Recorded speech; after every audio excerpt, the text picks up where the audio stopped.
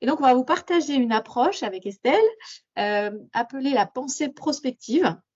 C'est une méthode qui permet d'aborder un changement qui arrive pour que les équipes anticipent son impact sur eux. Donc, l'objectif pour vous, managers, c'est d'encourager votre équipe à envisager différents futurs possibles pour votre projet, votre changement, et à se préparer à ces changements qui arrivent.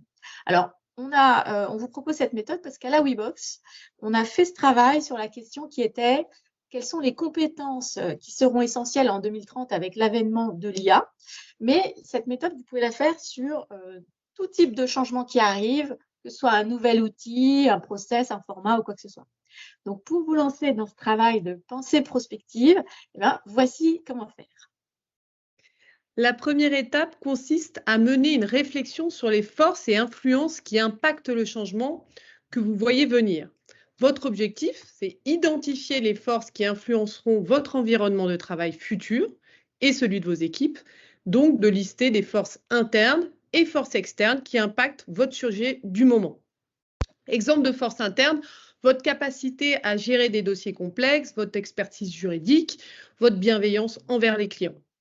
Exemple de force externe, les avancées de l'IA, notamment en termes de contrôle des erreurs ou de diminution des coûts d'exécution. Ça peut être aussi les changements économiques, politiques et les budgets contraints.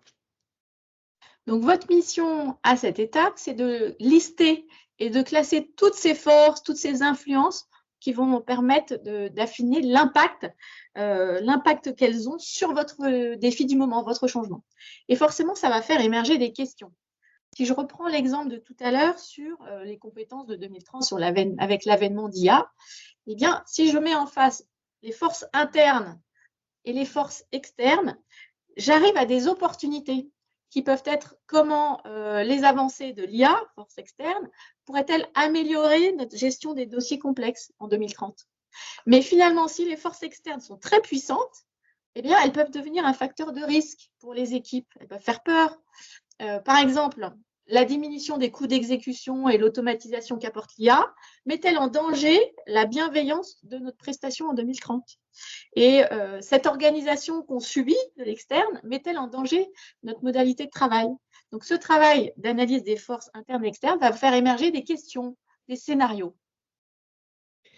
Après avoir listé les forces internes et externes qui vont impacter votre changement, la seconde étape consiste à développer ces scénarios, répondre à ces questions avec des histoires détaillées basées sur ces forces et influences que vous avez identifiées. Le but, finalement, de ces discussions, c'est d'explorer chaque scénario, d'aller loin dans les histoires, d'imaginer le quotidien de votre équipe dans tel scénario futur et de voir comment l'équipe pourrait s'adapter, si le scénario est plausible. Nous nous étions mis effectivement dans la peau de quelqu'un en 2030 pour nous immerger dans ce contexte. Pour alimenter ces scénarios, vous pouvez utiliser la technique des chapeaux Bono, qui permet d'examiner les scénarios sous différents angles systématiques. Cette technique permet que chaque perspective soit entendue et prise en compte dans l'élaboration des scénarios. Elle va encourager donc l'échange entre les collègues pour qu'ils puissent répondre ou construire sur les idées des autres. L'idée, c'est que face à un sujet de discussion comme celui-ci, chacun va prendre une casquette au sens figuré, mais voire pourquoi pas au sens propre du terme. C'est pour ça que la méthode s'appelle la méthode des chapeaux. Mais ça peut très bien être une feuille où on va indiquer quel chapeau on porte, pour que chacun puisse explorer un point de vue sur le sujet, sur le scénario, sur les questions du moment. Alors, celui qui a un chapeau rouge va devoir réagir au questionnement, au scénario que vous allez discuter, au changement, de façon très émotionnelle.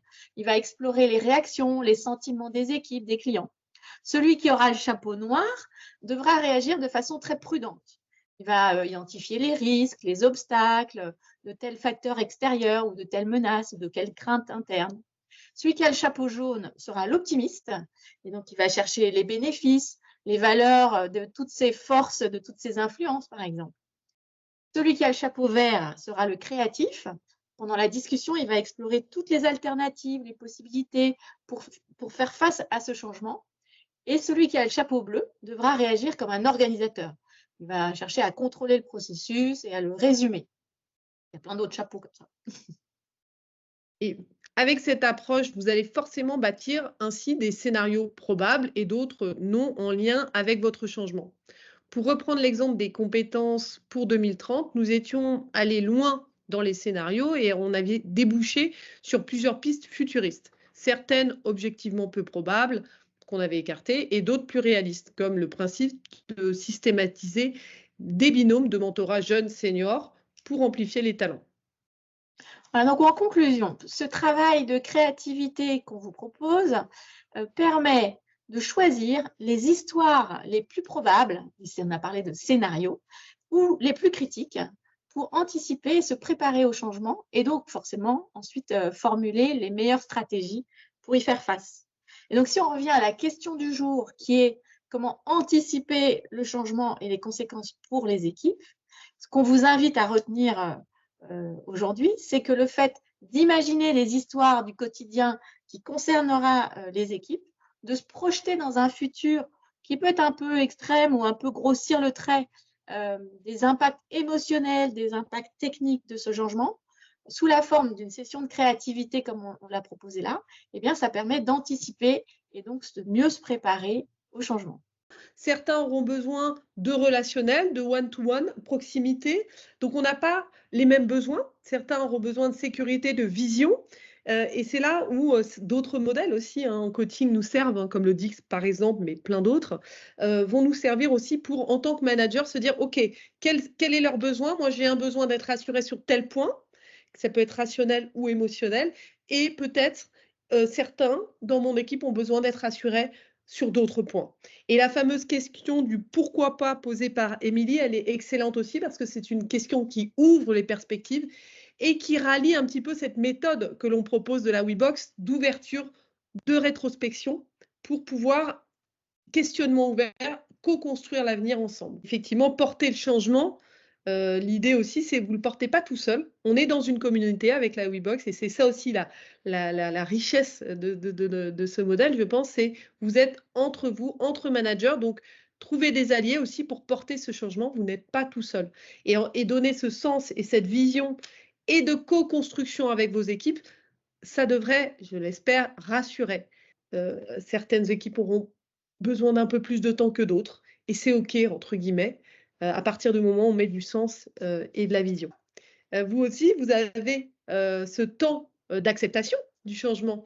Et pour l'incarner, ce changement, voilà, il faut aussi être conscient de ça, en se disant, bah, oui, moi aussi, en tant que manager, il faut que je l'intègre pour pouvoir le porter.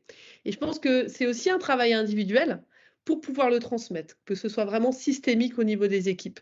Et ce travail, finalement, que l'on propose avec la WeBox peut être riche aussi de le faire au départ un petit peu en individuel, en disant, bon, et si je voyais ce scénario-là, etc. Pour bien préparer ça, pour intégrer vous-même le changement, pour pouvoir ensuite le porter. Et je pense que ça, c'est un point clé aussi par rapport à la fameuse systémie dont on parle de plus en plus. Oui, finalement, ce que tu proposes, c'est qu'on pourrait tous à un moment se dire, bon, allez, je vais prendre la casquette de l'optimiste, je vais prendre la casquette de l'émotionnel, la casquette de l'organisateur, et puis passer à la moulinette un peu. Un petit peu en amont, peut-être.